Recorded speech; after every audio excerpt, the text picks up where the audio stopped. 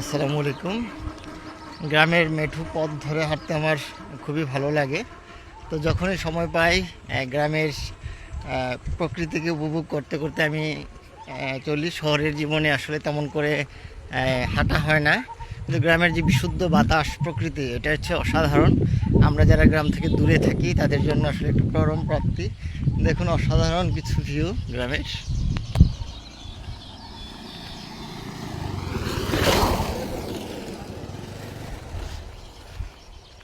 কিছুদিন পরেই হচ্ছে সে ধানগুলো সোনালি হয়ে যাবে। এখন সবুজের সমারোহ। গ্রামের একেবারে দক্ষিণ পাশে একটি রাস্তা, সেই রাস্তার পাশে ছোট্ট একটি খাল।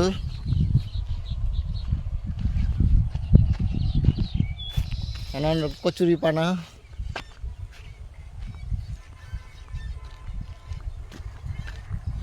তাল গাছ। এই তাল গাছগুলো খুব সুন্দর লাগছে। বাবুই পাখির বাসা।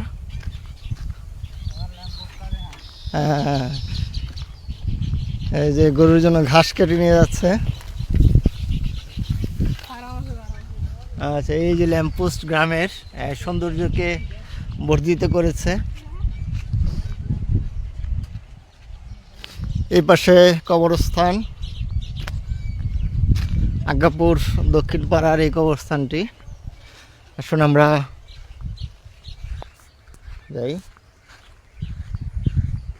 এই টিউবওয়েলটা খুব চমৎকার। এখানে পানি আসছে, তো উজু করা, তারপর হচ্ছে হাত মুখ ধোয়া কাজে লাগছে। এটা হচ্ছে আজ্ঞাপুর দক্ষিণ পাড়ার একটা কবরস্থান। শুনশান নীরবতা। আমি একটু ভিতরে যাই কবরস্থানটির। আমিও এই জায়গাটায় বহু বছর পরে এসেছি। একটা বেল গাছ, আমাদের পূর্বপুরুষদের কিছু কবর।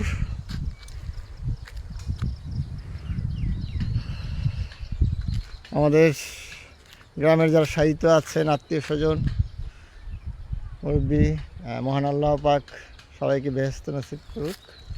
শুনশান নীরবতা, এই দূরে বাঁশ কাটছে। অসাধারণ এক প্রকৃতি। তো আমরা যারা দূরে থাকি তাদের জন্য এই দৃশ্যগুলো সত্যিই অসাধারণ। এই যে দেখছি একটা সুন্দর বনফুল গাছ। এটা ঠিক আমি জানি না এটা কি গাছ। এটা ছোটোবেলায় খেলেছি। এখানে অসাধারণ ফুলগুলো, বাচ্চারা খেলাধুলা করে। আসলে আপনি খুঁজলে গ্রামে অনেক সুন্দর সুন্দর জিনিস পাবেন। এতক্ষণ আমাদের সাথে থাকার জন্য আপনাদেরকে ধন্যবাদ।